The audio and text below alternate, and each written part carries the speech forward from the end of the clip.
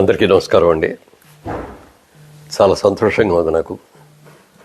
ఎందుకంటే ఎన్నో సంవత్సరాలుగా ఎదురు చూసిన ఈ పద్మ అవార్డ్స్ ఫంక్షను నిన్న సాయంత్రం 6 గంటలకు అనౌన్స్ చేసినప్పటి నుంచి అనేక మంది మిత్రులు, శ్రేయోభిలాషులు, మీడియా వారు అందరూ కూడా ఫోన్ చేస్తుంటే వాళ్ళందరికీ కూడా నా సంతోషాన్ని పంచుకునే అవకాశం నాకు వచ్చింది.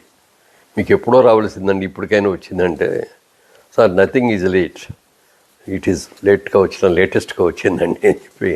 ఎందుకంటే అన్నీ మనం అనుకున్నప్పుడే రావు.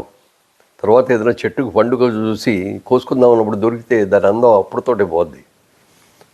దొరకలేదని ఎదురు చూసిన తర్వాత దొరికితే దానికి వాల్యూ ఎక్కువ ఉంటుంది. ఇది కూడా నేను అలాగే ఫీల్ అవుతున్నాను.